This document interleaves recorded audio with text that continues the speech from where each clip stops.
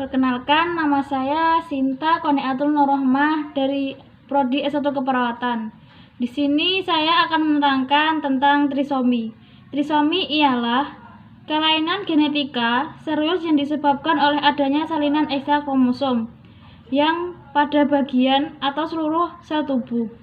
Nah, di sini menerangkan beberapa salinan atau penyakit yang berada pada kromosom di tubuh kita.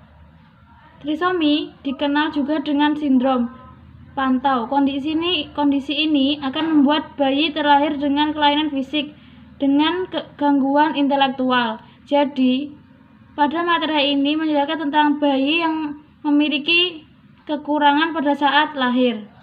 Dalam kondisi normal, janin akan memiliki 2-3 pasang kromosom, yaitu pembawa genetik yang diturunkan dari orang tua. Seperti trisomi, penderita akan memiliki lebih banyak salinan kromosom yang harus hanya ada dalam sepasang. Trisomi atau sindrom pantau menyebabkan terganggunya tumbuh kembang janin, sehingga meningkatkan resiko yang terjadi pada gangguan janin.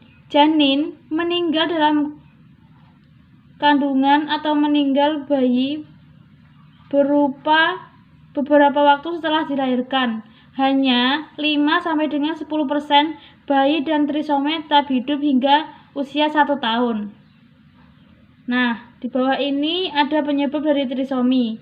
Penyebab dari trisomi ialah disebabkan oleh kelainan genetika saat proses pembuahan, yang proses penyatuan sel sperma dan sel telur untuk pembentukan bakal janin, sehingga akibat kelainan genetik.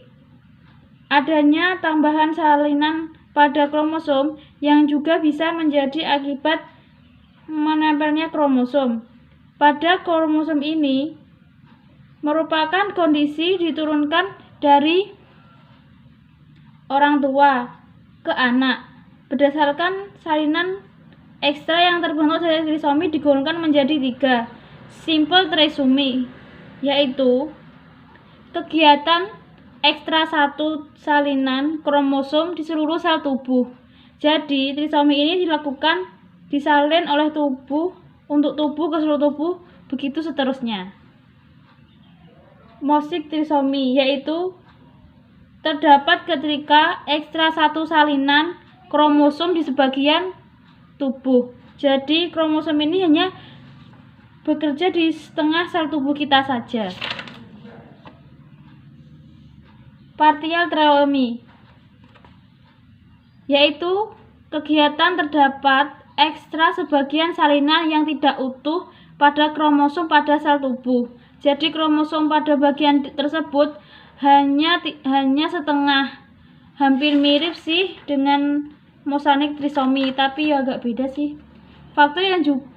Faktor yang diduga bisa mengakibatkan risikonya terjadinya kelainan genetik penyebab trisomi adalah usia saat ibu mengandung. Semakin tua ketika ibu hamil, semakin tinggi risiko bayi mengalami kelainan genetik termasuk trisomi. Gejala trisomi dapat menyebabkan gangguan perkembangan janin, sindrom. Itu membuat bayi terlebih berat dan ringan dan menderita berbagai gangguan kesehatan.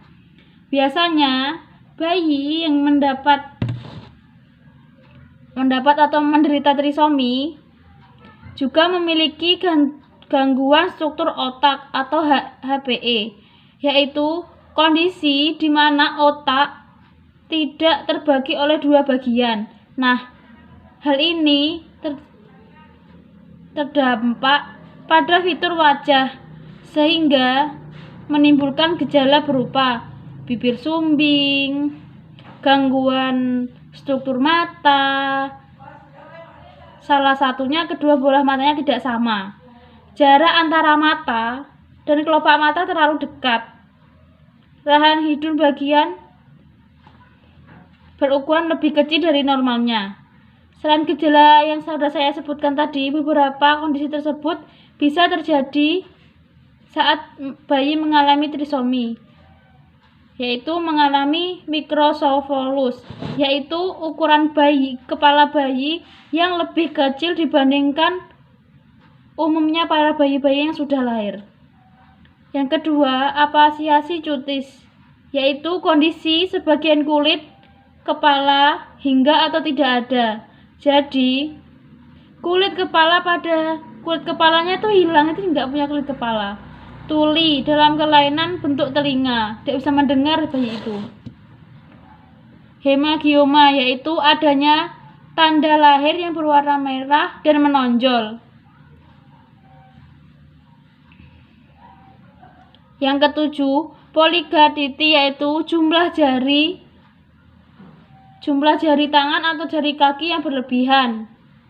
Yang ke-8, hernia, yaitu penonjolan organ atau bagian tertentu akibat adanya kelemahan. Yang ke-9 yaitu klitoris, yaitu berukuran besar pada bayi perempuan. Nah, terima kasih.